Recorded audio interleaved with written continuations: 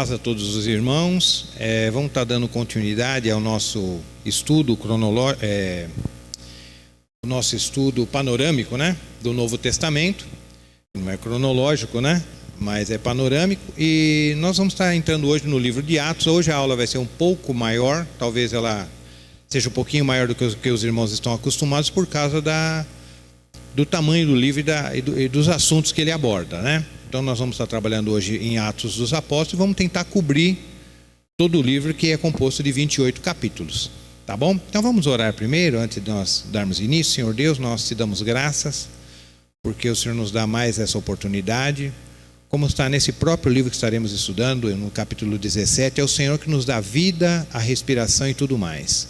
Se nós estamos aqui é porque o Senhor permitiu. Então dirija-nos pelo Teu Espírito Santo, assim como dirigistes o escritor de Lucas e todos os eventos desse livro, para que o Seu nome seja glorificado. E é em nome de Jesus que nós oramos e agradecemos. Amém. Então, irmãos, nós vamos começar o estudo do livro de Atos lendo o versículo central do livro, versículo-chave, que é Atos capítulo 1, versículo 8, que diz: "Contudo, recebereis poder quando o Espírito Santo descer sobre vós, e sereis minhas testemunhas, tanto em Jerusalém, como em toda a Judeia e Samaria, e até os confins da terra." Então, entrando no livro, irmãos, propriamente dito, nós chamamos hoje o livro Atos dos Apóstolos, mas nem sempre esse livro foi chamado assim, e nem sempre foi aceito esse livro ser chamado dessa maneira, Atos dos Apóstolos, até porque Atos aborda mais a vida de Pedro, né? Essencialmente a vida de Pedro e a vida de Paulo. Quer dizer, o apostolado de Pedro, o que Pedro fez e também o que Paulo fez. Então, não é visto muito a atividade dos demais apóstolos. Então, fica mais fixado nesses dois. Então, houve uma relutância em chamar Atos dos Apóstolos por essa razão. Então, era simplesmente chamar, alguns preferiam chamar Atos do Espírito Santo, ou Atos do Espírito Santo através dos apóstolos, ou Atos do Espírito Santo através da sua igreja, né? Mas hoje, né, pelo menos na nossa tradução, é visto como Atos dos Apóstolos, mas é mais uma curiosidade por causa dessa resistência que houve principalmente nos primeiros séculos. A data desse livro, irmãos, a data que foi escrito o livro de Atos dos Apóstolos foi em torno de 62 a 63. Essa data é a data mais respeitada, mais reconhecida pelos eruditos, porque em 64, até como nosso professor Edson havia falado, aconteceu o incêndio lá em Roma, feito por Nero, né? Provocado por Nero, né? Que ele pôs fogo na cidade de Roma, porque ele queria fazer uma cidade nova, bonita. Então ele, na sua loucura, tomou essa atitude e praticamente 14 bairros foram destruídos nesse incêndio, mas o bairro dos judeus e dos cristãos não incendiou. Então ele teve isso como álibi e acabou falando que tinha sido os cristãos que tinham colocado fogo na cidade, e por isso essa perseguição tão forte nesse ano de 64, provocada por Nero. Então, quer dizer, ele acabou transferindo a culpa para os cristãos, e por isso houve tanta perseguição e tanta morte por causa desse evento que ele mesmo provocou. Então a data é sempre recuada antes de 64, porque os estudiosos acham que se fosse depois do incêndio de Roma, com certeza os escritores iriam citar um evento tão importante. E se fosse depois do ano 70, né, que foi a destruição de Jerusalém pelo general Tito, né, a invasão do general Tito e a destruição de Jerusalém, quando houve aquela revolta dos judeus, então provavelmente também seria citado. Então muitos preferem recuar as datas dos escritos do Novo Testamento, a maioria dos livros, sempre para antes do ano 70 e alguns até para antes do ano de 64. Porém, existem uma corrente que acha que o livro foi escrito depois dessa data do ano 70, mesmo depois da destruição de Jerusalém, chegando até no finalzinho do primeiro século e no início do segundo. O gênero desse livro. O livro de Atos é um livro histórico. Então é bom a gente frisar bem esse aspecto, que o livro de Atos não é um livro doutrinário. Apesar do livro de Atos ter doutrina, ele nos induzir na leitura. Você percebe que muitas coisas dá-se a entender que ele está induzindo para um ensino que era praticado naquela época, mas não era o objetivo do livro. Tá? Não era o objetivo. O objetivo do livro era contar os fatos que o Espírito Santo estava fazendo através dos seus santos naquela época. E muitas coisas são citadas no livro de Atos e não é dada uma explicação. Por que aquilo estava sendo feito? Tá, por exemplo, vamos dar uma adiantada. Quando foi escolhido Matias, aí foi lançado sorte. Foi lançado sorte para ver se escolher entre Matias e José, né? José chamado Barsabás, né? Conhecido como Justo. Então ficou entre o Justo, esse José chamado Barsabás o Justo, e Matias. E foi lançado sorte para ver qual dos dois seria escolhido para ficar no lugar de Judas. Então essa prática de lançar sorte era uma coisa do Velho Testamento. Lucas cita isso e não dá nenhuma explicação. Por que isso ainda era feito, por que eles ainda estavam seguindo essas práticas e tudo mais. Então, porque ele estava simplesmente contando o evento. Isso é apenas um exemplo para a gente entender por que um livro histórico. Ele não se prendia a dar explicações das práticas que muitas vezes a gente lê no livro e não entende. Mas por que eles estavam fazendo isso se Jesus já tinha vindo, já tinham recebido o Espírito Santo e ainda estavam, parece que, praticando coisas que eram lá da velha aliança. Quem foi o escritor desse livro? Tá? O escritor do livro de Atos, nós percebemos que foi o evangelista Lucas, que é o mesmo que escreveu o Evangelho de Lucas. Isso a gente sabe também por fontes históricas, principalmente dos pais da igreja, porque o nome dele não aparece, mas é quase unânime que foi Lucas realmente que escreveu tanto o livro de Lucas mesmo, do Evangelho, como o livro de Atos, e ele destinou esse livro para um homem chamado Teófilo. Esse Teófilo provavelmente era um homem nobre, de uma família nobre, uma família muito rica da época, ou ele era talvez um alto oficial lá da corte de Roma, mas ele com certeza era um homem influente, era um homem de posses, tá? E inclusive o livro de Atos, tanto Atos como Lucas, eles foram livros que foi fruto de uma pesquisa do autor, que no caso foi Lucas, né? Então ele pesquisou. Então foram fatos que ele foi pesquisar, foi atrás, foi investigar para conferir se as histórias a respeito de Jesus eram exatamente daquela maneira. Porque na época de Lucas já tinha muitos boatos, já tinha várias histórias, um falava que era de um jeito, um falava que era do outro, então era necessário que houvesse um documento oficial. Então Lucas ele se preocupou em dar essa contribuição, em fazer uma pesquisa minuciosa, como ele fala, entrevistando pessoas, correndo atrás dos fatos, das pessoas que haviam conhecido Jesus, para ver se aqueles fatos realmente eram daquela maneira que estavam sendo citados, para tirar também muitas episódios ou contos que estavam sendo já falados naquela época, que já não conferiam com a realidade da vida de Jesus e mesmo dos apóstolos. Então Lucas ele fez essa pesquisa minuciosa e provavelmente, esse Teófilo, cujo nome significa amigo de Deus ou companheiro de Deus, tenha financiado essa pesquisa de Lucas. Isso é uma das hipóteses, né? Não é provado, mas provavelmente sim, porque para fazer isso que o Lucas fez lá 2000 anos atrás, com certeza tinha muito custo. Ele tinha que viajar para cá, viajar para lá, conhecer aquele, então exigia-se tempo, né?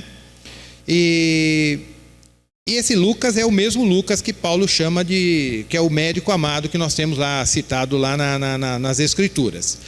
É interessante, irmãos, que Lucas ter sido chamado por Paulo do médico amado, porque isso mostra que Deus nunca teve problema nenhum com a medicina. É um detalhe que eu gostaria de destacar com os irmãos, que Lucas poderia ser chamado por Paulo, Lucas o cooperador amado, Lucas o irmão amado, Lucas, mas ele fez questão de colocar Lucas o médico amado, porque Lucas não deixou de ser médico, ele não deixou de exercer a sua profissão, tá? Lógico que ele estava ali na obra, era um cooperador de Paulo, estava ali, mas com certeza se aparecesse alguma situação que ele pudesse ajudar dentro da sua área profissional da medicina, ele com certeza faria sem problema nenhum. Não existia nenhum preconceito da parte de Paulo e nem dos irmãos da época pelo fato de Lucas ser médico. Por que eu estou fazendo questão de frisar isso? Porque hoje em dia muitas pessoas têm dificuldade com a medicina, de ir ao médico, de tomar um remédio, porque acham que Deus vai curar tudo. Eu mesmo tinha uma dificuldade há muitos anos atrás de falar como que Lucas se virava, tendo Paulo do lado, curando todo mundo. Ele falou, poxa, o cara está me dando um baita de um prejuízo, porque ele cura todo mundo, mas não era bem assim. Paulo fazia os seus sinais, maravilhas, ele era usado por Deus sim, na cura, sem problema, mas isso de maneira alguma fez com que Lucas ficasse isolado ou isento da sua profissão. A sua profissão ficou desnecessária pelo fato de Paulo estar ali fazendo as coisas. Não, ele continuou exercendo a sua profissão e com certeza medicou muita gente na época, passou receita para muita gente. Eu tenho para mim que aquela orientação que Paulo deu lá para Timóteo, olha, eu não peço eu digo para que você não tome apenas água, mas também vinho, por causa das suas a sua dor no estômago e frequentes enfermidades. Eu creio que essa orientação pode até ser dada por Lucas. Lucas, vendo os problemas que Timóteo tinha, que não era só no estômago, mas ele tinha várias enfermidades, falou, olha, manda ele tomar um pouco de vinho. Talvez, isso é uma coisa minha, tá? Talvez tenha sido até uma orientação de Lucas para Paulo. E aqui dentro ainda dessa parte de introdução, nós percebemos também que lá no versículo 4 do capítulo 1 de Atos, tem um detalhe importante que eu gostaria de destacar com os irmãos, que diz assim, certa ocasião, isso falando de Jesus, certa ocasião, enquanto ceava com eles, ordenou-lhes que não se ausentassem de Jerusalém, mas que aguardassem a promessa do Pai, o qual salientou ele, de mim ouvistes. Então, aqui a gente percebe que Jesus, mesmo após a sua ressurreição, ele ficou ainda 40 dias com os discípulos e apareceu para ele várias vezes. Isso também é citado nos evangelhos. E o inusitado dessa situação é que Jesus, além de ficar aqui os 40 dias ainda aparecendo para os seus discípulos, ele comia com eles. Então isso é uma coisa que muitas vezes pode trazer um problema na cabeça. Mas como que é? Jesus já tinha ressurreição, precisava comer, precisava... Sim, se ele precisava, com certeza não. Mas era importante que ficasse claro para aqueles apóstolos, aqueles que o haviam seguido, que ele realmente era aquele que havia andado com ele aqueles 3 anos, que havia andado com ele aqueles 3 anos, que não ficasse dúvida na mente deles que realmente aquela pessoa que ele estava vendo era alguém que não fosse o próprio Senhor. Então, por isso essa relação de Jesus, nesse período de 40 dias, tinha por objetivo deixar muito claro na mente dele, olha, sou eu mesmo que ressuscitei, não tenham dúvida. Por isso, Tomé, você estava com dúvida, Tomé? Então toca aqui na minha mão, toca no meu lado, você vê que sou eu mesmo, não é outra pessoa. Tá? Então você vê a diferença da apresentação de Jesus, a forma como Jesus se apresentou para os apóstolos nesses 40 dias e a forma como Jesus se apresentou para João lá no Apocalipse. Lá no Apocalipse, João viu um homem com uns olhos como chama de fogo, a voz como muitas águas, o cabelo branco como a neve, o pé como latão. Então ele não reconheceu, tanto é que caiu como morto. Se Jesus se apresenta para os apóstolos nesses 40 dias dessa maneira, ninguém ia suportar ficar na presença dele e podia ficar com a dúvida, mas era Jesus mesmo? Eu vi uma coisa espetacular, mas eu não tenho certeza se era Jesus. Já não foi da mesma maneira que Jesus se apresentou para Paulo. Jesus podia se apresentar para Paulo da mesma maneira, mas não havia mais essa necessidade. Mas para o colégio ali apostólico, para aqueles 12, era necessário que eles não tivessem dúvida, que não, foi ele mesmo. Durante 40 dias era ele mesmo, o mesmo que andou conosco aqui nas terras da Judéia, foi aquele que se apresentou após a ressurreição. Então essa é uma das razões, e até dele estar comendo com eles ali, até para dar um ambiente mais assim, para eles terem uma percepção melhor. E o livro de Atos, irmãos, é um livro histórico, como nós já falamos, o estilo histórico, e também é um livro de transição. Transição do quê? Transição da velha aliança para a nova aliança, ou seja, todos aqueles ritos, todos os costumes cerimoniais da velha aliança, agora estava sendo, tudo estava se cumprindo em Cristo e estava dando início a uma nova aliança. E por isso, na leitura do livro de Atos, a gente tem que tomar esse cuidado, porque muitas práticas que ainda eram da velha aliança, você vai ver acontecendo, como o caso lá do lança-sorte, como uma hora que Paulo faz um voto lá em Jerusalém, rapa a cabeça. Então tem algumas coisas que nós vamos estar vendo até durante a leitura, que a gente fala, não, por que eles ainda praticavam isso? É porque é um livro de transição. Então não é porque eles se converteram a Cristo, então do dia para a noite agora é tudo novo. Não, houve um processo. Então era um processo, até eles entenderem que a questão da lei, até Pedro entender que agora ele tinha que pregar para os gentios, aí Deus deu aquela visão para ele dos animais, nós vamos chegar lá. Então tudo isso era porque era um período de transição. Então na leitura do livro a gente tem que estar tomando esse cuidado, para a gente não achar, ver uma prática no livro, falar, poxa, mas eles faziam isso, eles lançavam sorte, então se eu quero saber a vontade de Deus, então eu vou lançar sorte para ver qual é a vontade de Deus. Se eu devo ir eu tenho 2 empregos, veio 2 cartas de emprego para mim, aí eu fico na dúvida, vou lançar a sorte para ver que não é isso que o livro está ensinando, e não é dessa maneira que hoje nós, estando no período do Espírito Santo, ou na época, na era do Espírito Santo, agirmos. Eles agiram daquela maneira porque eles ainda estavam num período de transição. O texto-chave nós já falamos, que é Atos 1:8, né, que eles seriam testemunhas. E essa palavra testemunha, irmão, além de todo o sentido que ela tem de uma pessoa que pode falar a respeito de um assunto ou de um fato que ele viu ou ouviu, a testemunha tem esse sentido também, né? Eu falar de alguma coisa que eu realmente acompanhei, que eu assisti, o termo testemunha também tem o sentido de morrer. Testemunha é equivalente a mártir. Então também a palavra testemunha tem sentido de você ser um mártir. Então serei testemunha, vocês estão dispostos a morrer, por isso que vocês estão acreditando também. Então também testemunha tem esse sentido. E lá no versículo 24, nós já demos uma adiantadinha, aparece a escolha de Matias no lugar, para ocupar o lugar de Judas. Então tinha um pré-requisito, quem ia ocupar o lugar de Judas? Só poderia ocupar o lugar de Judas uma pessoa que havia acompanhado o Senhor desde o início, tinha visto todas as suas obras e tal. E entre as pessoas, entre os discípulos, fora os 11 ali, os discípulos que estavam acompanhando desde o início, estavam esses 2, que era o José chamado Barsabás, né? Também conhecido como Justo, e Matias. Então ficaram esses 2 homens. Então entre esses 2 homens foi lançado sorte, e a sorte caiu sobre Matias. Então Matias acabou ocupando o lugar de Judas e acabou sendo o 12º apóstolo ali desse colégio, né? No colégio apostólico. Então ele acabou ocupando o lugar de Judas. Mas é interessante que quando eu leio esse texto, o versículo 23 de Atos 1:23, está escrito assim: então propuseram 2 nomes, José, chamado Barsabás, também conhecido como Justo, e Matias. Então eles fazem uma descrição grande desse José chamado Barsabás. Então quando eu li esse texto, eu falei, não, mas está na cara que quem vai ser escolhido seria o Barsabás, né? O cara é justo, o nome de justo, é José. Fizeram uma descrição, quase um parágrafo para falar de Matias, mas só que Deus acabou escolhendo Matias. Mas só que existe uma outra questão nessa escolha de Matias, que há muitas pessoas acham que Pedro foi precipitado. Então é importante, talvez os irmãos ouçam esse comentário, que Pedro foi precipitado, que na verdade quem deveria ocupar o lugar de Judas era Paulo. Só que Pedro se antecipou e colocou uma pessoa no lugar, como se ele não tivesse sido dirigido pelo Senhor para fazer aquela escolha entre o José, o Barsabás e o Matias, né? Então muitas pessoas falam que na verdade o 12º apóstolo deveria ser Paulo, e há muitos que não aceitam Matias como 12º. Mas a Bíblia, principalmente em Atos 2:14, né?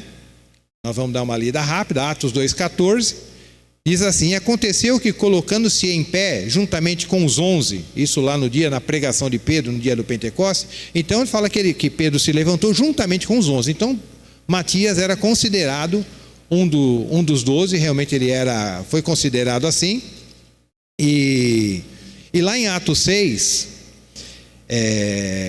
versículo 2, também há uma citação, né, dizendo: então os 12 reuniram todos os discípulos e propuseram: não é sensato negligenciarmos o ministério da palavra de Deus, a fim de servir às mesas, quando estava tendo aquela questão da distribuição diária. Então é citado 12 já após a escolha de Matias, e Matias foi realmente escolhido para ser o 12º apóstolo. Mas não é justo. Justo era o outro, né, que não foi escolhido. Mas não é justo o Matias ficar no lugar de Paulo, porque Paulo fez muito mais do que Matias. Mas não é assim que Deus pensa, né? E tem até uma citação lá no Apocalipse, né, Apocalipse 21:14, que que a cidade vai ter 12 fundamentos, e em cada fundamento vai estar o nome dos apóstolos do Cordeiro. Aí teve até um irmão que falou para mim: mas será que naquele dia vai aparecer o nome de Matias, não vai aparecer o nome de Paulo? Eu falei: olha, eu não sei se Paulo está preocupado com isso, e nem Matias. Eu e você estamos preocupados. Eu não sei se eles vão estar preocupados com o nome que vai aparecer no fundamento. Então, às vezes, a gente briga a briga dos outros. Eles mesmos talvez estão muito bem com essa situação. Tanto um quanto o outro, porque eu creio que não havia essa concorrência entre eles. A concorrência está no nosso coração, mas no coração deles, com certeza, Paulo e Matias não tinha nenhum tipo de problema. Paulo não tinha nenhum tipo de problema de ter sido Matias escolhido como o 12º e achado que Pedro tinha se precipitado. Então, é só uma menção que nós estamos fazendo, porque realmente existe essa discussão no meio teológico. Bom, então, irmão, saindo da introdução e indo para o capítulo 2, então o capítulo 2 tem o evento, né, um evento importante, um evento histórico, importante a gente saber que foi um evento histórico, importante, que foi o dia de Pentecostes. Então, Jesus morreu na Páscoa, passaram-se 40 dias, Jesus ficando com ele, 10 dias a mais, teria a festa do Pentecostes. Pentecostes é uma palavra grega, 50 dias, mas o nome da festa em hebraico é Shavuot, né? que é a mesma festa das semanas que é citado lá em Levíticos, Números, Deuteronômio, a festa das semanas. E no 50º dia era realizada a festa de Pentecoste, tá? Só que o evento Pentecostes é uma festa que existe lá no Israel, mas só que Deus escolheu esse dia para que fosse cumprida a sua promessa do derramar do seu Espírito Santo, que foi derramado sobre aqueles 120 que estavam ali no cenáculo. Só que esse evento, irmãos, ele é um evento histórico. É às vezes uma outra confusão que nós fazemos quando lemos o livro de Atos. Então a gente acha que aquilo que aconteceu ali com os 120 é uma coisa que a gente pode estar buscando e que vai acontecer com a gente a qualquer momento, desde que a gente se consagre, ore a Deus e jejue. Então Deus vai derramar o Espírito Santo do mesmo jeito que derramou lá no dia de Pentecostes. Não, irmãos, não. O que nós temos hoje podemos chamar de um enchimento do Espírito, de um avivamento, mas o derramar do Espírito, da maneira como foi lá no dia de Pentecostes, isso não acontecerá jamais. Até porque eu não posso pedir para o Espírito ser derramado, porque o Espírito já foi derramado. Então essa promessa já se cumpriu. O que eu tenho que fazer agora é me encher do Espírito. Isso a Bíblia manda: não vos embriagueis com vinho onde há contenda, mas enchei do Espírito, andai no Espírito. Mas o derramar, Senhor, eu quero um Pentecoste na minha vida. O Pentecoste aconteceu lá para os 120 e hoje o Espírito Santo está à disposição de quem crê, tá? Então é bom a gente ter esse tipo de correção. Então aí as pessoas falam: mas tem alguns eventos na história aí de cidades que foram transformadas, os irmãos que entenderam que tinham que andar na santidade e a vida deles mudou, e aquela coisa. Então aconteceu coisas excepcionais. Conta-se até que quando John Wesley foi cheio do Espírito Santo, ele teve aquela experiência com o Espírito, porque ele, apesar de ser um cristão, ele não se considerava salvo. Até que ele entendeu a salvação pela fé e foi tocado, e o seu coração, ele diz, foi aquecido pelo Espírito Santo. Então ele se tornou um homem tão trabalhador na obra de Deus, né, tão operante na obra de Deus, que ele pregava 2 vezes por dia, fez isso durante 50 anos e tal, e praticamente toda a Inglaterra foi transformada, foi tocada por causa do ministério de John Wesley no século XVIII. A ponto de alguns escritores falarem que muitos bares acabavam fechando por causa da pregação do evangelho e da conversão. Até os cachorros ficaram mais mansos. Tem escritores que, talvez seja exagero, mas até os cachorros latiam menos, porque tal era a paz que reinava na Inglaterra no período do ministério de John Wesley. Mas o que aconteceu? Foi um Pentecoste que aconteceu na Inglaterra? Não, foi um avivamento. Foi um avivamento. A gente não pode confundir as coisas, né? O que aconteceu lá nós vamos falar isso um pouquinho mais para frente, lá em Atos 2, achando que isso pode ser repetido hoje. O que pode ser repetido é um enchimento do Espírito, uma experiência mais profunda que você tenha, uma igreja tenha, uma cidade tenha, ou um grupo de irmãos tenham com o Espírito, mas isso não significa que está acontecendo exatamente o que aconteceu com 120. Então a gente tem que fazer essa distinção, é importante nós fazermos, para que a gente não caia numa confusão. E hoje em dia, irmãos, a gente tem visto muito avivamentos, né? Então, existem até avivamentos com hora e data marcada. Olha, dia tal vai ter um avivamento no lugar tal, vai ter um culto de avivamento em lugar tal.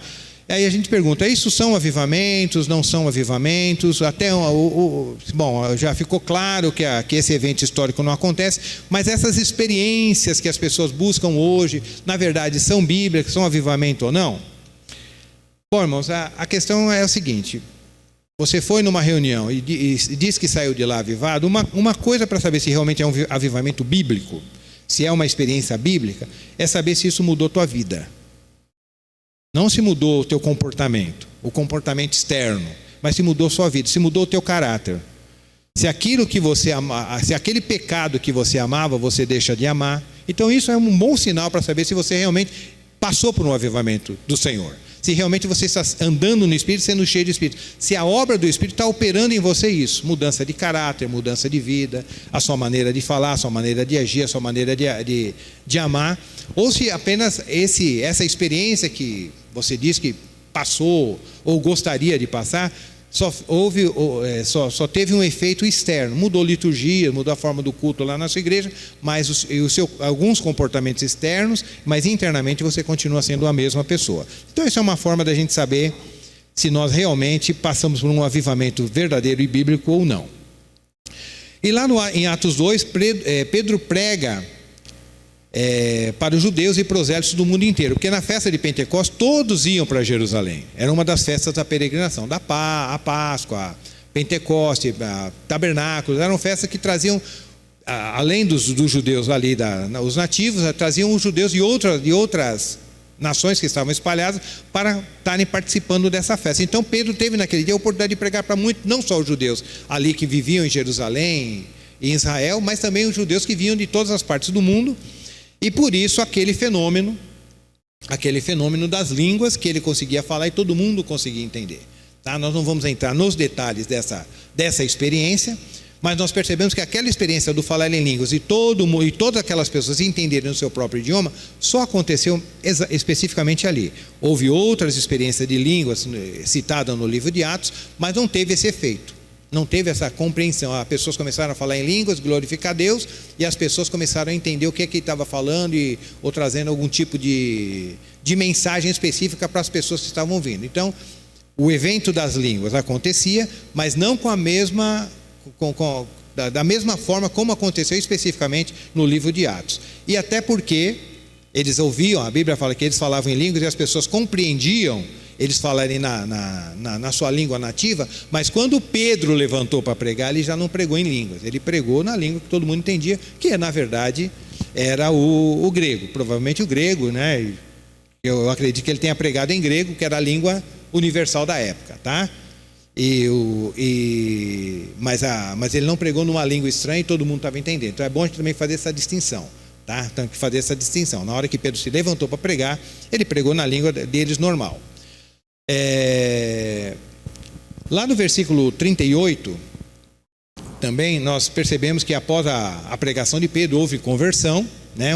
Uma grande conversão, praticamente 3.000 pessoas se converteram naquele mesmo dia através da pregação de Pedro. E tem um detalhe aqui que eu gostaria também de estar falando aos irmãos, Atos 2:38, diz assim: depois da mensagem de Pedro, houve a conversão daqueles irmãos, né, de muitos judeus, prosélitos se converteram, para aproximadamente 3.000. Pedro os orientou assim. Vamos ler o 37, vai. Ao ouvirem tais palavras, ficaram agoniados em seu coração, aquelas pessoas que ouviram a mensagem de Pedro, e desejaram saber de Pedro e dos outros apóstolos. Caros irmãos, eles perguntaram: caros irmãos, o que nós devemos fazer? O que devemos fazer? Orientou-lhes Pedro: arrependei-vos e cada um de vós seja batizado em nome de Jesus Cristo para perdão dos vossos pecados e recebereis o dom do Espírito Santo. Então Pedro trouxe essa orientação. Eles deviam se arrepender, deveriam ser batizados em nome do Senhor Jesus e receber o dom do Espírito. Mas eu queria destacar justamente essa expressão: e sejam batizados em nome do Senhor Jesus. Por quê?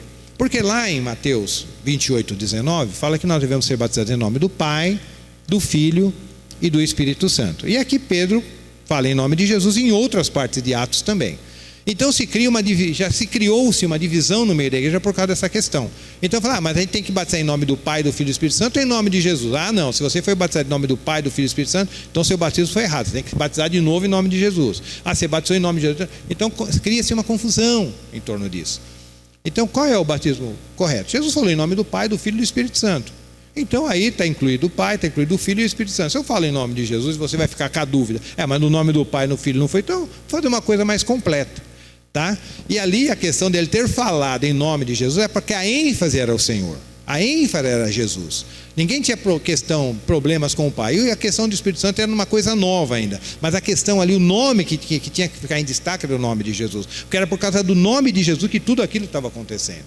Então era por causa do nome de Jesus que eles tinham recebido o Espírito Santo. Era por causa do... Quando eu falo nome, irmão, estou falando da pessoa, né? Por causa da pessoa de Jesus, tudo aquilo tinha acontecido. Então agora eles tinham que... Aquela pessoa tinha que fazer parte daquele cerimonial do batismo, porque para mostrar a importância que aquele homem que eles haviam matado, ele tinha agora.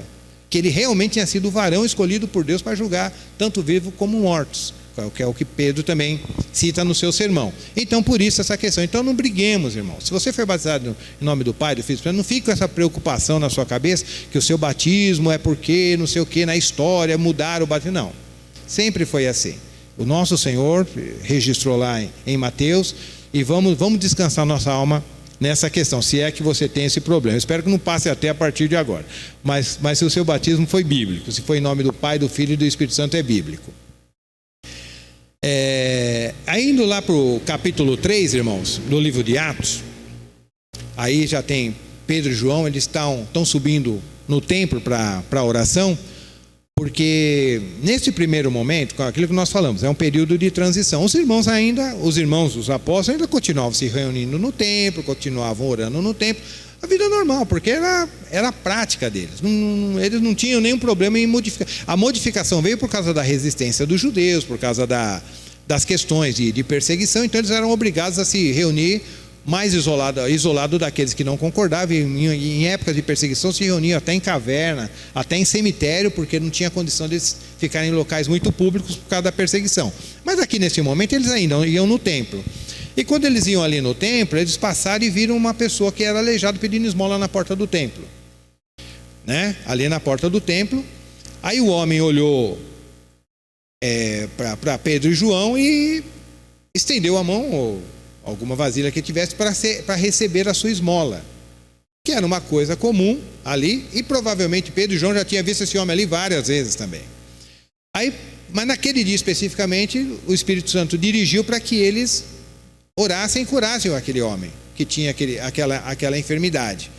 Aí no versículo 6 do capítulo 3 de Atos diz: então afirmou-lhe Pedro: não possuo prata nem ouro, mas o que eu tenho isso te dou. Em nome de Jesus, o Nazareno, ergue e anda.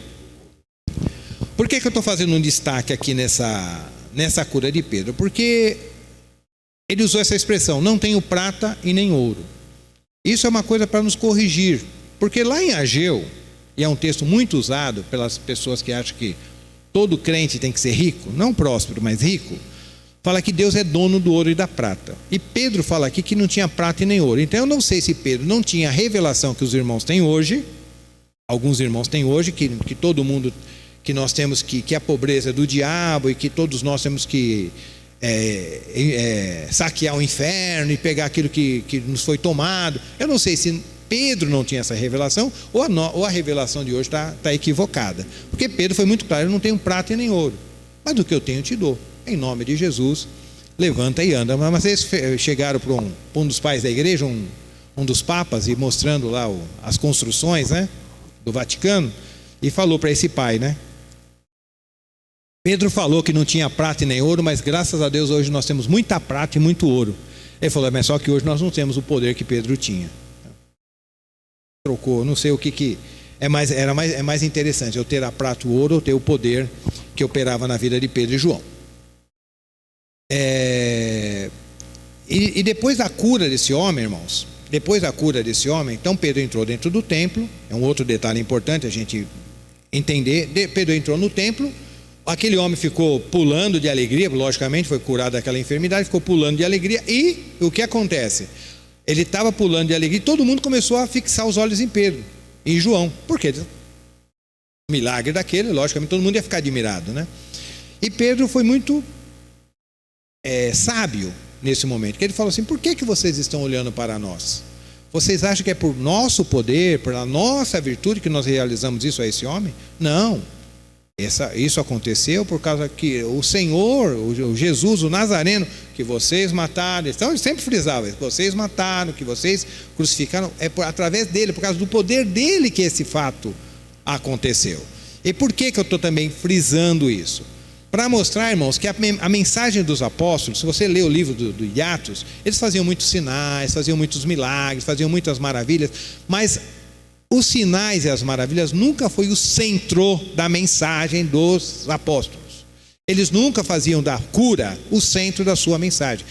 O centro da mensagem dos apóstolos era Cristo. Eles faziam sinais sim, eles faziam milagres sim, mas eles nunca pregavam milagre, nunca pregavam sinais. Isso é uma repreensão, que é o que nós vemos hoje. Muitos irmãos colocam a cura se torna o centro da sua mensagem, e não Cristo. E eles tinham tudo para realmente ser a curas e os sinais e as maravilhas ser o centro da mensagem. Venha para cá, porque aqui você vai ser curado. Venha para cá, porque Jesus cura. Não, eles nunca fizeram nenhum tipo de propaganda. Eles curavam quando tinha que curar. O homem lá nem pediu para ser curado. Ele olhou e achou que curou. Então não havia nenhum tipo de propaganda, nenhum tipo de promoção e nenhum tipo de ensino nessas questões de ficar se promovendo os sinais e as maravilhas. Os sinais e as maravilhas existem. Eu creio que Deus faz sinais e maravilhas hoje, mas a correção é: não propague isso. Não fique divulgando isso. Não fique atraindo as pessoas com esse artifício. Vem para cá que você vai ser curado, você vai ser próspero. Não, irmãos. Vem para cá porque Cristo te ama e Ele quer te salvar. Essa é a mensagem. Venha, se arrependa dos seus pecados e seja salvo por Jesus. Essa era a mensagem dos apóstolos. Homens que tinham todos os motivos e todas as qualificações e condições de fazer da cura o centro da sua mensagem. Porém, eles jamais fizeram isso. Já pulando para o capítulo 4, para o 28, falta um pouco, né? Para o capítulo 4, mas tem uns capítulos que são mais rápidos, viu? No capítulo 4, os apóstolos, não por causa da cura, irmãos, eles foram levados para o Sinédrio, né? Mas eles não foram levados lá para o Sinédrio por causa da cura. Eles foram levados para o Sinédrio por causa do nome de Jesus. Porque o que perturbava os religiosos não era que eles estavam curando, porque tem muita gente que curava naquela época.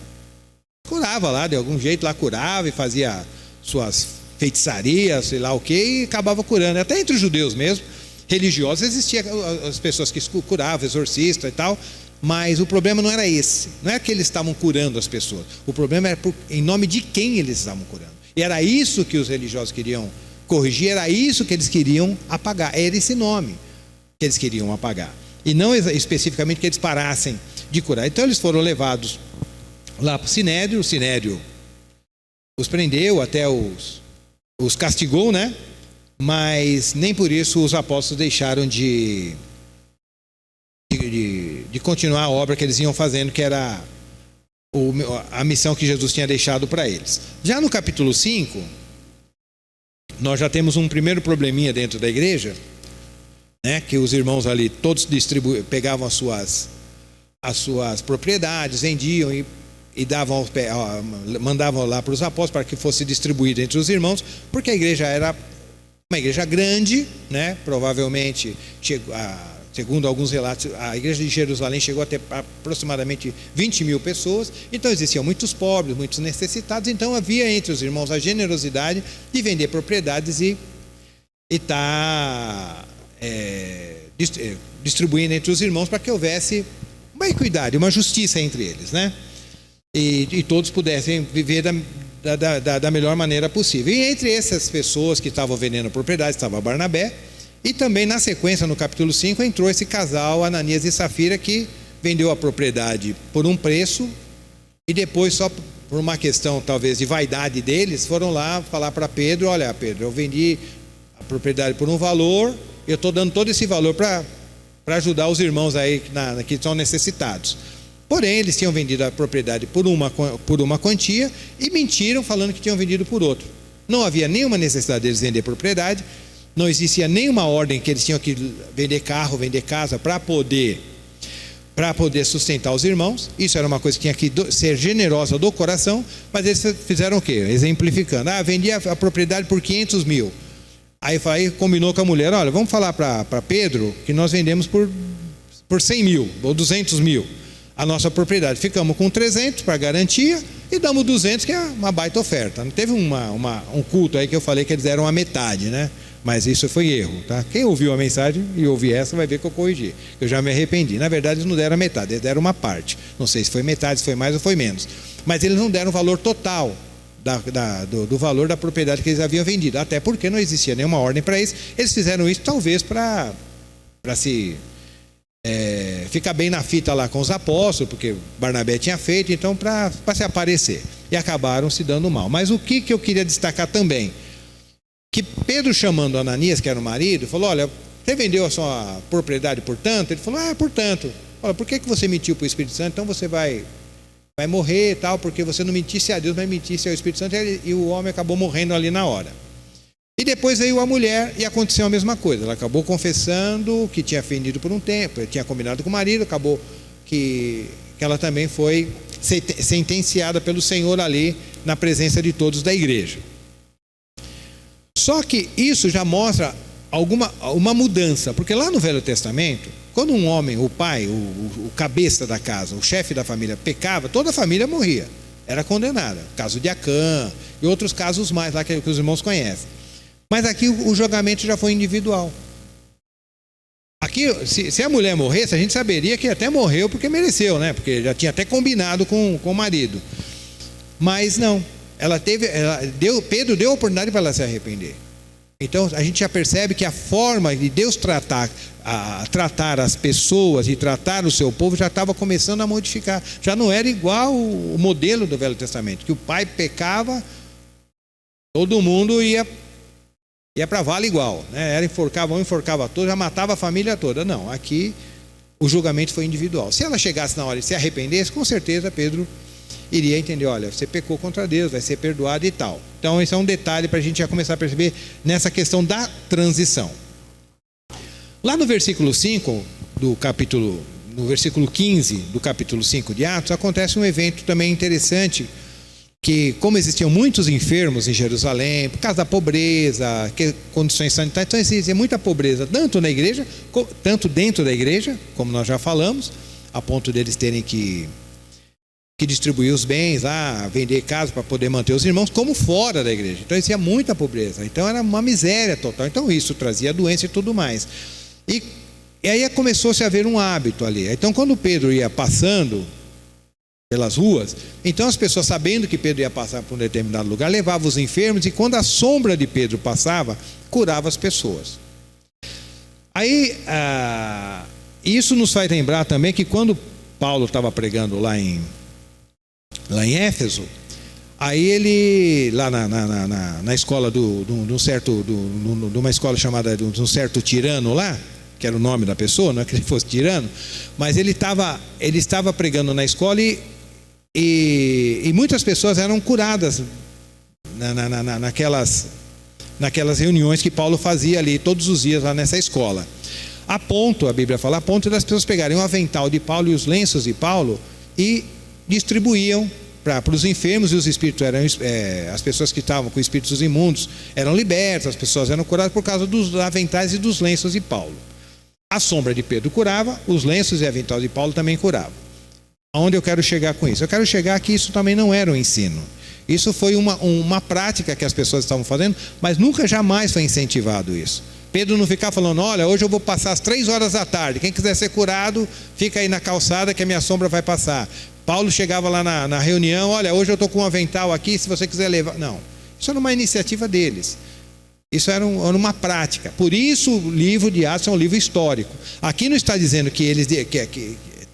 está claro que não eram incentivados pelos apóstolos essa prática, e também não está defendendo essa prática. Olha, então, quando você não pode ir na casa de uma pessoa, mande seu lenço, mande sua meia, mande seu sapato, que vai ter o mesmo poder que você estivesse lá. Então isso não é ensino. Isso é uma prática que estava sendo feita lá, mas sem nenhum incentivo dos apóstolos, e também não existe nenhuma base bíblica nas cartas dos apóstolos para isso também.